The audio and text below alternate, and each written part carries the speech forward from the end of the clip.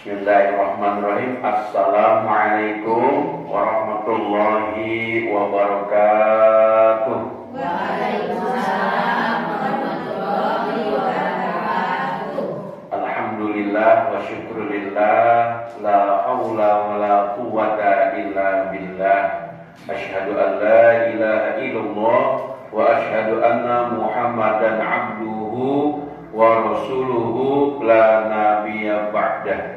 Rabbi shrah li sadri wa yassir li amri wa hlul 'uqdata min lisani yafqahu qawli, amma ba'du. Ibu-ibu yang dimuliakan Allah, pertama-tama marilah kita panjatkan puji serta syukur kita kehadirat Allah Subhanahu wa taala, yang mana pada kesempatan siang hari ini kita diberikan nikmat oleh Allah, nikmat iman, nikmat Islam, nikmat sehat walafiat. Ya. Ibu sekalian, di dalam Al-Quran surat Toha ayat 14. A'udzu billahi minasy syaithanir rajim. Bismillahirrahmanirrahim. Innani anallahu la ilaha illa ana fa'buduni wa aqimis sholata li dzikri. Sesungguhnya aku ini adalah Allah. Innani anallah la ilaha illa ana. Tidak ada Tuhan selain aku, kata Allah. Maka sembahlah aku dan dirikanlah sholat untuk mengingat aku. Ya, ini ada dua kata, sembah dan dirikan sholat. Ya. Maka yang perlu kita pahami adalah maknanya. Ya, fa'buduni, sembah ini nanti kita akan perluas maknanya menjadi mengabdi. Maka mengabdilah kepadaku. Sebab kata-kata sembah itu sesungguhnya diwakilkan oleh dirikanlah sholat. Ya, sholat kita ambil dua makna. Makna yang pertama adalah sholat, kita mengerjakan sholat secara kaifiat. Makna yang kedua, kita mendirikan sholat. Kok ada dua? Iya. Yang pertama makna zahir, yang kedua makna batin.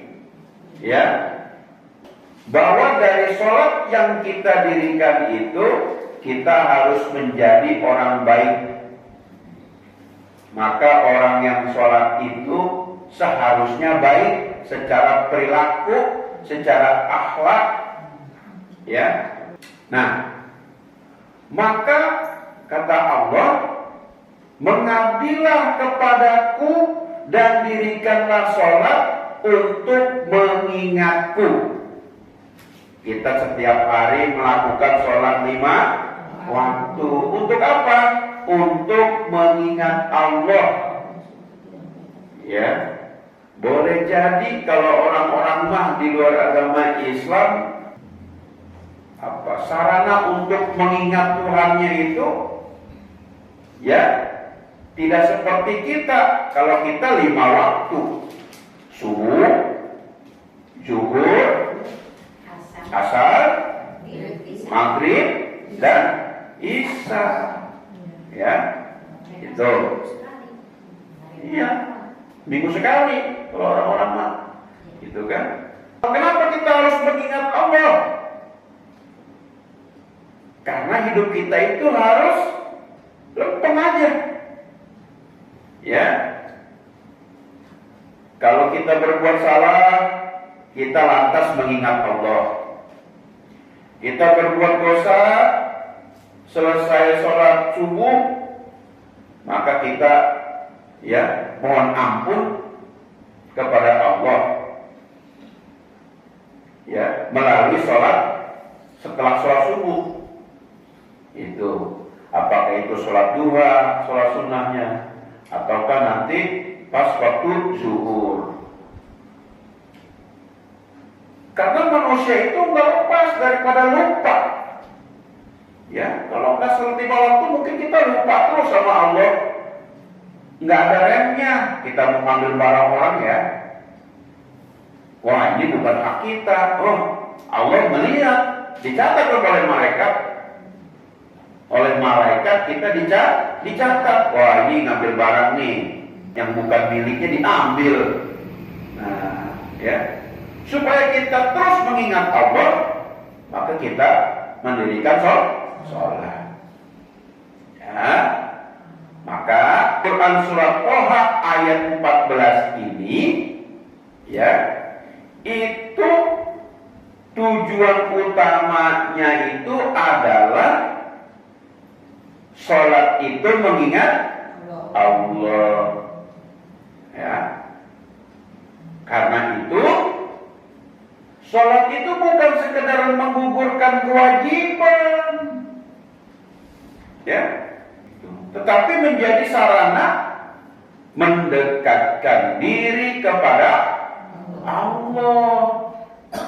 Nah, saya mau udah sholat, udah, gitu kan? Habis udah sholat, berbuat buruk lagi, menggunjing orang lagi, ngomongin orang lagi, ya. Bukan bagaimana kita bisa memperbaiki diri supaya sikap kita itu semakin baik, supaya kita itu sama orang semakin baik. Yang muda menghormati yang tua menyayangi yang muda, gitu, ya. Ibu-ibu yang dirahmati Allah, nah, hari ini saya ingin mengajak kita nih, ya, bukan untuk belajar sesuatu yang baru, ya, tetapi belajar memperbaiki sesuatu yang sudah kita lakukan setiap hari, yaitu sholat. Sholat mah kita udah dari kecil ngelihat orang tua di rumah sholat, orang tua pergi ke masjid sholat, ya, kita udah tahu dari kecil. Bahkan bacaan sholat kita sudah hafal dari mulai takbiratul ihram sampai salam. Kenapa? Karena setiap hari diulang-ulang terus, ya. Nah, ini sudah kita lakukan setiap hari. Ya, jadi kita bukan belajar yang baru, tapi bagaimana kita memperbaiki sesuatu yang sudah kita lakukan setiap hari, itu sholat. Ya. Kenapa? Karena sesungguhnya tidak semua orang yang sholat itu memperoleh nilai yang sama di sisi Allah. Beda-beda nanti ininya, nilainya, ya, banyaknya pahalanya, kebaikannya yang diberikan oleh Allah kepada kita karena kita melakukan sholat itu beda-beda, ya. Ada yang sholatnya menjadi cahaya dalam kehidupannya, ada yang sholatnya hanya menggugurkan kewajiban saja. Tuh, udah gugur, udah, penting udah sholat, gitu kan. Bahkan Rasulullah SAW mengingatkan bahwa ada orang yang selesai sholat, tetapi yang didapat hanyalah rasa lelah saja. Nggak dapat apa-apa lagi selain lelah. Nah, Ibu ya, jadi saya mau bertanya nih, ya, siapa yang sudah sholat lebih dari 20 tahun? Ya, saya. Kita semua. Ya, semua ya. Ya udah nenek-nenek. Lebih dari 30 tahun udah. Ya. Ya umur kita berapa ini? 40 tahun juga lebih, Pak. Lebih dari 40 tahun? Ya. Nah, Masya Allah ya. Sekarang pertanyaannya, apakah sholat kita hari ini Nah, dan belum ini. lebih baik daripada sholat kita 10 tahun yang telah lalu? Hari ini sholat kita lebih baik nggak dengan sholat kita 10 tahun yang lalu? Lebih baik 20 tahun. Sama. Tapi enggak makin enggak sama. Dulu sholatnya bercanda, oke. Lagi nggak sholat mah nggak cekikikan. Pas sholat cekikikan. Waktu kecil begitu. Ya Allah, saya sholat Jumat di depan saya anak kecil main jitak-jitakan aja lagi sholat. Aku kok kakinya main ya. Bagaimana? Kadang sholat subuh juga di belakang. Nah iya, Anak-anak. namanya juga anak kecil. Kita juga seperti itu dulu. Kalau bacaan Al-Quran kita di dalam sholat masih kurang bagus tajwidnya, kita ingin memperbaiki tajwid, ya, makhrajul hurufnya. Nah, udah begitu belum? 10 tahun yang lalu sama sekarang bacaan Qurannya sama nggak kita? Oh, beda. Beda, alhamdulillah kalau beda. Ya, gitu. Jadi kalau kita baca Quran kita ingin memperbaiki tajwid itu, gitu ya. Kalau dulu baca Al-Fatihah, tahu nggak artinya? Belum. Belum tahu. 10 tahun yang lalu. Ya, belum tahu. Kalau sekarang? Oh ya, Alhamdulillah. Alhamdulillah. Udah tahu artinya ya? Insya Allah, Pak. Alhamdulillahirabbil alamin artinya apa? Ayo, tuh, yang bilang tahu tuh, tahu. Ya, lupa lagi. Satu. Alhamdulillahirabbil alamin. Kenapa jadi pilek? Dulu nggak tahu sekarang. Ayo. Bismillahirrahmanirrahim.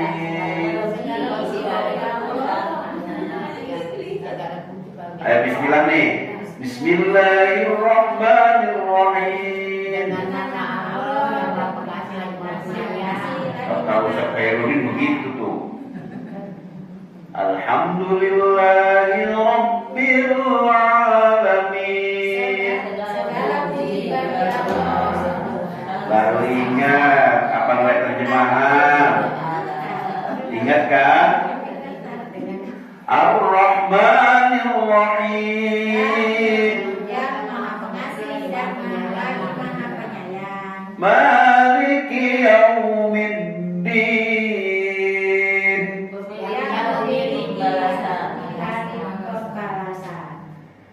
Iyyaka na'budu wa iyyaka nasta'in.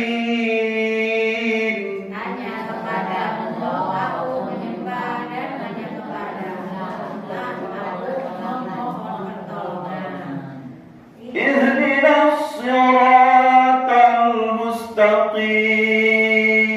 Tujuilah kami ke jalan yang lurus. Siratal ladzina an'amta 'alaihim ghairil maghdubi 'alaihim waladdallin.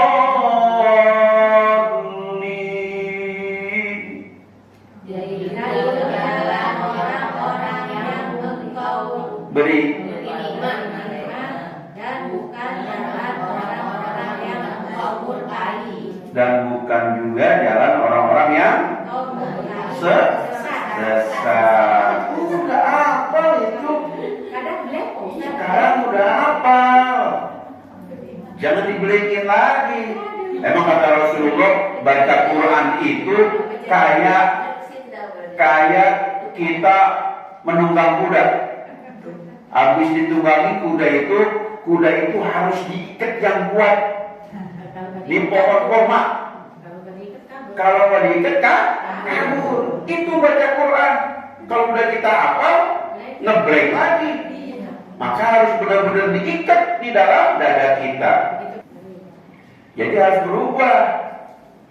Kalau dulu masaknya nggak enak, sekarang masaknya ingin semakin enak.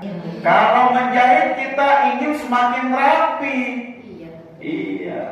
Tadinya belajar masih petot-petot tuh jahitan. Semakin kesini terus belajar semakin rapi. Tapi kenapa sholat yang setiap hari kita lakukan justru jalan kita perbaiki? Jangan jalan kita yang ini yang salah masih di mana ya? Gitu. Tahu nggak ya artinya ya? Padahal sholat adalah amalan yang pertama yang akan dihisab pada hari kiamat. Pertama dihisab pada hari kiamat. Maka kita harus sholat. Nah, gimana supaya sholat kita semakin baik? Ya, kita harus mengikuti tuntunan Rasulullah. Jadi ibadah harus sesuai dengan tuntunan. Kalau di organisasi kita itu terdapat di dalam Himpunan Putusan Tanjim Muhammadiyah. Punya bukunya, Bu? Ada. Buku HPT. Apa itu HPT?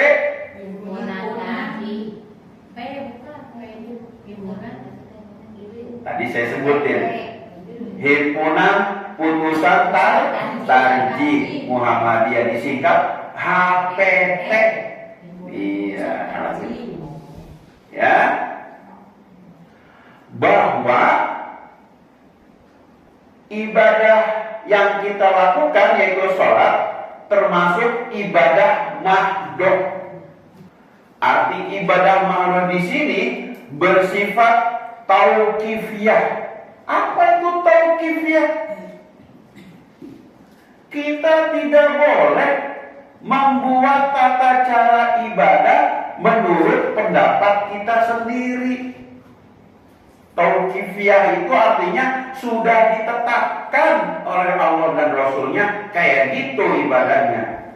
Ibadah sholat kayak begini nih, ya tauqifiyah. Ibadah sholat subuh 2 rakaat, zuhur 4 rakaat, asar 4 rakaat, maghrib 3 rakaat, isya 4 rakaat, itu sudah bersifat tauqifiyah, ditetapkan oleh Allah dan Rasulnya. Nggak boleh ngarang-ngarang. Kata Rasulullah, "Shallu kama ra'aitumuni usolli." Ya, salatlah kamu, salatlah kalian sebagaimana kalian melihat aku sholat. Inilah prinsip Muhammadiyah. Pokoknya kalau kita sholat harus ikutin Rasulullah. Kalau Rasulullah tidak mencontohkan, nggak usah. Ya, itu. Shollu kama ra'aitumuni usolli. Sholatlah kamu sebagaimana melihat aku sholat. Ya. Emang kita melihat Rasulullah sholat? Kita tidak melihat Rasulullah sholat, tapi sahabat-sahabat Rasulullah yang sejaman dengan Rasulullah melihat Rasulullah sholat. Kemudian ditulis sama dia, sholat subuh 2 rakaat, sholat zuhur 4 rakaat, dan seterusnya. Bagaimana caranya? Ya, ada hadis bersifat qauliyah, ada hadis bersifat fi'liyah, ada hadis bersifat takririyah. Apa itu hadis bersifat qauliyah? Itu yang diucapkan Nabi, qaul, ucapan Nabi. Kalau fi'liyah, hadis yang dikerjakan Nabi. Fi'liyah pekerjaan artinya, atau mengerjakan. Fi'liyah hadis yang dikerjakan Nabi kemudian dicatat oleh sahabat. Pertama sholat itu mengangkat kedua tangan, kemudian takbiratul ihram, Allahu Akbar, kemudian baca doa iftitah. Ada berapa tuh? Kemarin saya kasih tahu doa iftitah yang berhasil dicatat oleh ulama-ulama, ada 12 hadis. Ya, gitu. Terus setelah itu apa? Itu dicatat oleh sahabat, kemudian dibukukan. Terus selama berabad-abad sampailah kepada abad kita sekarang. Walaupun kita tidak secara langsung melihat Rasulullah, tapi karena perbuatan Rasulullah itu sudah dicatat oleh para sahabat menjadi hadis. Kita bisa baca hadis. Itulah artinya kita bagaimana sholat kita itu sesuai dengan contoh dari Rasulullah. Nah, ini prinsip Muhammadiyah, itu artinya pengikut Nabi Muhammad. Ya, artinya kita ngikutin Nabi Muhammad. Ya, itu. Jadi bukan karena kebiasaan, bukan karena ikut-ikutan kita sholat, tetapi karena contoh Nabi. Ada dalilnya. Itu yang harus kita perhatikan. Yang penting itu ada dalilnya. Ya, kalau ibadah-ibadah mahdoh yang harus dipraktikkan sesuai dengan contoh Rasulullah. Nggak boleh enggak? Ya, itu. Biarinlah, saya mau sholat subuh supaya pahalanya lebih banyak. Saya mau sholat subuhnya 6 rakaat. Ya, nggak boleh. Ya, gitu. Hadis yang tadi kita bawakan itu, shollu kama ra'aitumuni usolli, itu adalah sabda dari Rasulullah SAW ketika mengajarkan tata cara sholat kepada Malik bin Al-Huwairis. Ya, Malik bin Al-Huwairis ini dan pada rombongannya ini tinggal bersama beliau, ya, tinggal bersama Rasulullah sekitar 20 hari untuk belajar agama. Gitu. Nah, setelah selesai belajar, ya, Rasulullah memerintahkan kepada mereka untuk kembali kepada keluarganya masing-masing untuk mengajarkan Islam. Lalu bersabda, "Shollu kama ra'aitumuni usolli." Sholatlah kalian sebagai mana kalian melihat aku sholat. Nah, maka ibu sekalian, hadis ini menjadi salah satu landasan utama dalam manhaj tarjih Muhammadiyah bahwa tata cara ibadah khususnya sholat harus mengikuti tuntunan Rasulullah Shallallahu Alaihi Wasallam berdasarkan dalil yang sahih wal makbulah. Ya, jadi sholat itu bukan semata-mata kebiasaan atau tradisi, ya. Harus ada dalilnya. Ada satu kisah sahabat tuh, dia itu disuruh ulang-ulang sholat sama Rasulullah, ya. Jadi ada satu hari, ya, seorang sahabat itu masuk masjid, ya. Kemudian di dalamnya ada Rasulullah, beliau sholat, ya, gerakannya cepat. Setelah selesai sholat, ia menemui Rasulullah. Nah, beliau mengucapkan salam, Assalamualaikum. Tetapi Rasulullah menjawab, kembali sholat. Sholat lagi, karena engkau belum sholat. Oh, gimana? Orang udah sholat, kata Rasulullah, mau sholat lagi karena kamu belum sholat. Padahal Rasulullah melihat dia sudah sholat, kan? Tapi kenapa beliau berkata kembali sholat lagi? Kamu belum sholat. Bayangkan, Bu, dia sholat, kemudian datang lagi kepada Rasulullah. Kata Rasulullah, sholat lagi. Habis sholat, datang lagi kepada Rasulullah, sholat lagi. Sampai 3 kali. Ya, kan disuruh sholat terus. Ya, sahabat tadi berkata, ya Rasulullah, aku tidak bisa lebih baik dari sholat yang ini. Ajarkan aku, Rasulullah. Lalu Rasulullah mengajarkan bahwa setiap ruku harus tenang, setiap iktidal harus tenang, setiap sujud harus tenang. Inilah yang disebut dengan tumakninah.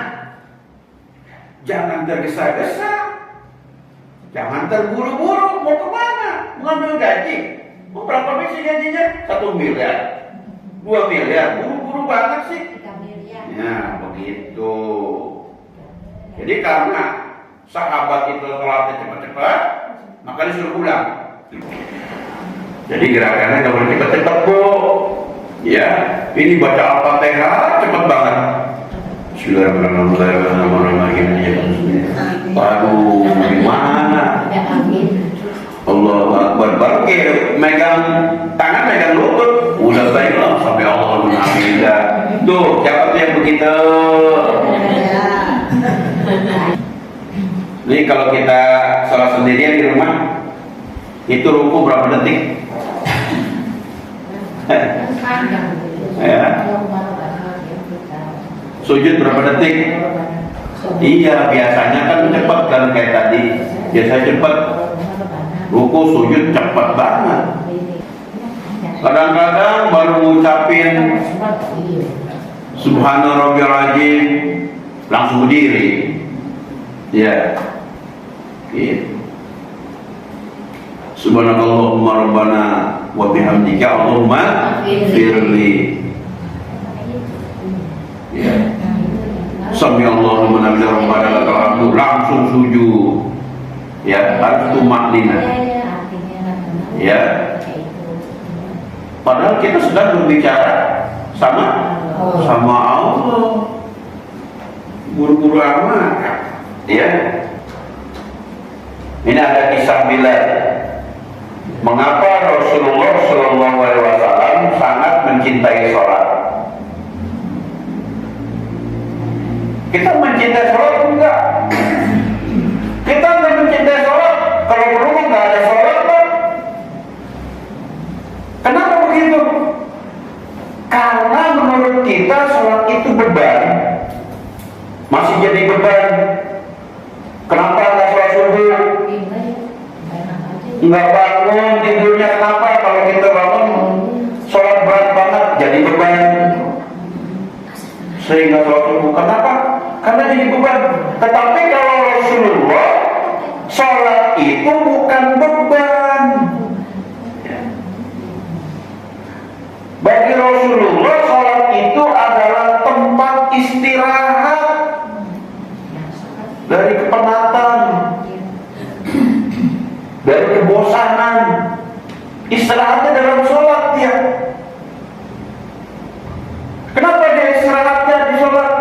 Karena setiap kali di dalam sholat itu sering menghadapi persoalan-persoalan keumatan yang berat. Rasulullah sering difitnah, gila lah, apalah. Kemudian menghadapi peperangan. Rasulullah tidak berkata, "Hai Bilal, hiburlah aku." Tetapi Rasulullah berkata, "Wahai Bilal, istirahatkanlah kami dengan sholat." Oh, bahasanya begitu. Ya, Masya Allah. Kita hari ini gimana? Kadang kita ngomong, ntar dulu lah sholatnya, masih tanggung lagi masak. Padahal udah 5:30, belum sholat asar, si tanggung lagi masak nih. Saya rasa ntar keburu kering airnya kalau tinggal sholat. Masih tanggung nih sinetron. Iya, siapa yang suka nonton sinetron? Saya Pak. Sinetron apa? Asmara Genji. Hah? Asmara Genji. Asmara Genji. Asmara Genji. Asmara Genji. Ibu-ibu hebat, milenial. Nonton drakor. Apa drakor? Drama Korea. Nonton drama Cina. Wah. Entar dulu lah sholatnya, lagi tanggungnya, lagi belanja. Itu kan. Nah, ini berarti ada sesuatu yang harus kita benahi, ya. Karena bagi Rasulullah, sholat itu bukan beban, tetapi sholat itu adalah sumber ketenangan. Ya, kita udah belum menjadikan sholat itu sumber ketenangan? Belum, masih males sholatnya. Padahal pengen masuk surga. Ya, mau masuk surga Bu? Mau doang, sholatnya masih males, sholatnya masih segan, masih kesel kalau sholat. Ngaku Ya, sama, saya juga ngaku kalau gitu mah. Iya. Makanya kita mulai dari sekarang memperbaiki sholat kita. Nih, dari hari ini kita perbaiki nih.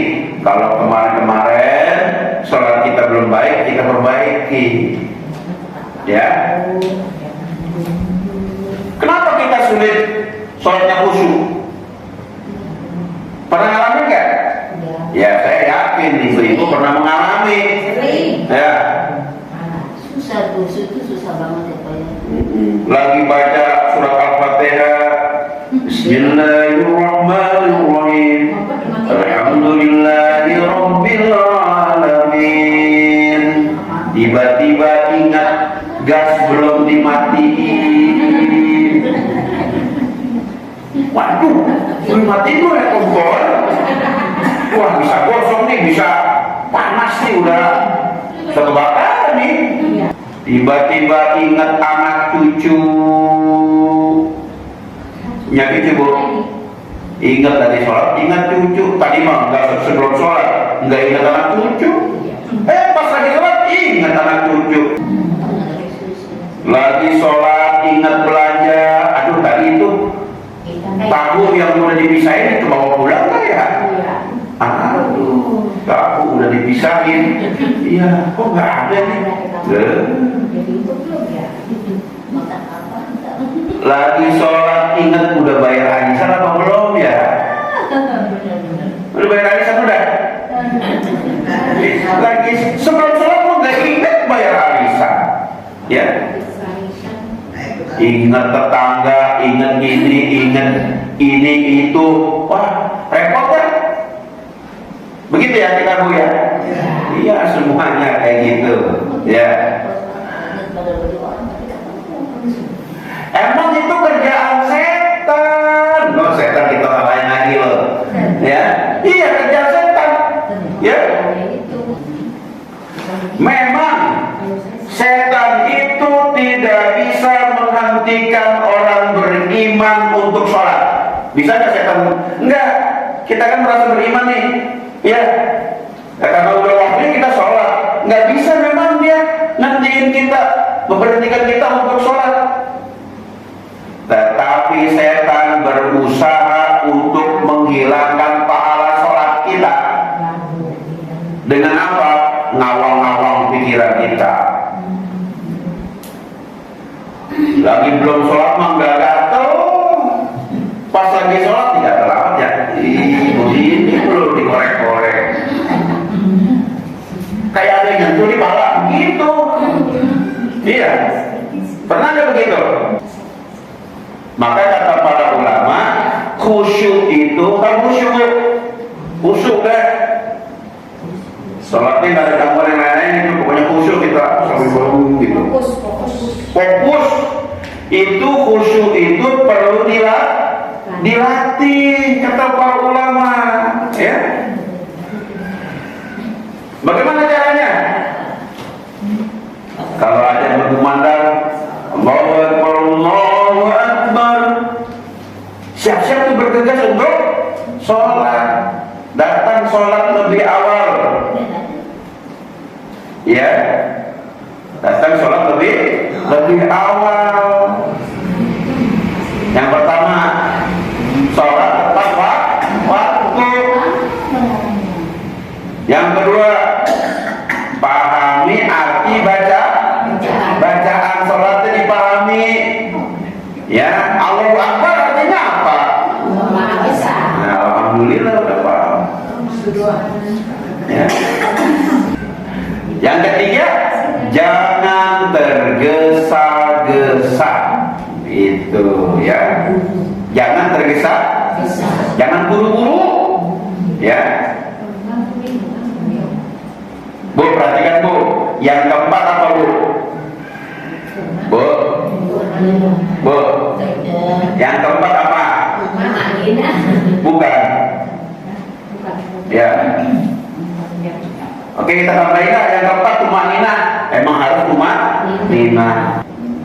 Yang kelima, rasakan bahwa mungkin ini adalah sholat kita yang terakhir. Sholat asar nih. Ya, kita merasakan, waduh, kayaknya gitu. Kita harus merasakan, oh ini sholat yang terakhir saya nih, supaya khusyuk sholatnya. Ntar sholat asar Bu ya, rasakan begitu. Ya mungkin ini sholat saya yang terakhir. Ya Allah, khusyukkan saya ya Allah. Allahu Akbar. Baca sholatnya yang benar. Ini mau khusyuk karena mau dilihat sama calon mertua, ya. Kalau ada panggilan Allah untuk sholat, Allahu Akbar, Allahu Akbar. Dipanggil camat aja gugup. Panggil camat nih, suruh ke kecamatan dipanggil camat tuh. Mau ngapain kali? Gugup. Dipanggil dokter, deg-degan, takut disuntik. Ya. Dipanggil kepala sekolah itu orang tua, tegang. Kenapa? Takut anaknya ini macam-macam nih berbuat salah. Tegang. Lalu kenapa ketika menghadap Allah justru pikiran kita berjalan kemana-mana, nggak konsentrasi, nggak khusyuk. Kita nggak gugup di hadapan Allah, nggak deg-degan. Tapi dipanggil camat deg-degan, dipanggil dokter deg-degan, takut disuntik. Nah, ya Bu ya, terakhir kita bermuhasabah. Mari kita merenungkan Bu, sudah berapa kali kita sholat selama hidup kita ini? Kalau sehari itu 5 kali, berarti setahun sekitar 1.800 kali sholat wajib. Kalau 40 tahun, lebih dari 70.000 kali. Pertanyaannya, berapa kali sholat yang benar-benar kita nikmati? Nikmat banget sholat itu. Berapa kali? Dari 70.000 kali 40 tahun. Ya. Berapa kali sholat yang benar-benar membuat kita menangis? Pernah sholat nangis Bu? Sering ya? Berarti sholat tahajud ya, nangis kita. Saya pernah dulu ya, ingat, ini sholat saya yang paling nangis ini. Berapa sholat yang sudah kita nangis dalam sholat itu, ya, minta kesehatan, minta kesembuhan, ya, minta rezeki, itu sholat nangis sendiri.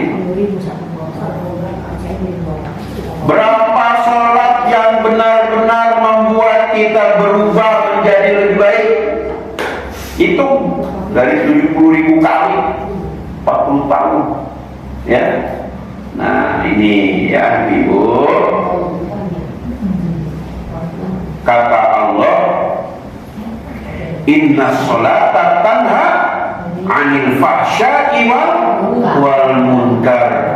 Sesungguhnya sholat itu mencegah dari perbuatan keji dan munkar.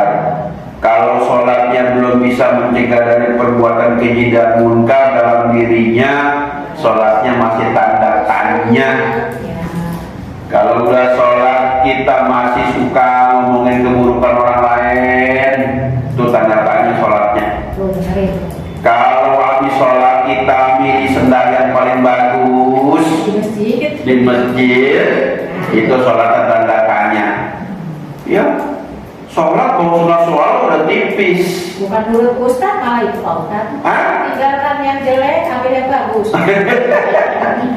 Iya, tinggalkan yang jelek, ambil yang bagus. Itu kalau iya omongan Pak Ustaz.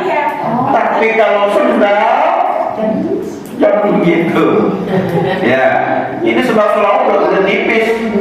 Pakai sumur dulu tipis. Pas habis dari masjid pakai sendal, ternyata sendal imam yang masih baru ya. Imamnya nari, nggak ada sendalnya, dipakai sama jamaahnya. Kalau setelah puluhan tahun sholat kita, tetapi kita masih mudah marah, masih mudah tersinggung, masih mudah bergunjing ngomongin orang, masih sulit memaafkan orang, mungkin bukan sholatnya yang salah, tetapi sholat kita, kualitas dari sholat kita itu yang perlu diperbaiki, itu ya. Nah, ibu-ibu yang dirahmati Allah, ini udah hampir jam 3 ya. Jadi pulang dari pengajian ini nggak usah bawa banyak teori-teori deh. Cukup membawa 3 tekad. Apa itu 3 tekad? Yang pertama, saya akan memperbaiki sholat saya sesuai dengan tuntunan Rasulullah. Pertama. Yang kedua, saya akan lebih tenang dalam setiap gerakan sholat saya, nggak mau terburu-buru. Ya, itu rukunya yang lama dulu, jangan habis ruku langsung bangun, ya, gitu. Ya. Ketiga, saya akan mengajak keluarga memperbaiki sholat secara bersama-sama. Perbaiki sholatnya, ya, karena keluarga yang menjaga sholat akan lebih mudah dijaga oleh Allah. Ya, semoga Allah menjadikan kita semua termasuk hamba-hambanya yang khusyuk, istiqomah, dan wafat dalam keadaan menjaga sholat kita. Ya, Allahumma a'inna ala zikrika wa syukrika wa husni ibadatik. Amin ya rabbal alamin. Nasrun minallah wa fathun qarib wa basyiril mu'minin. Wassalamualaikum warahmatullahi wabarakatuh.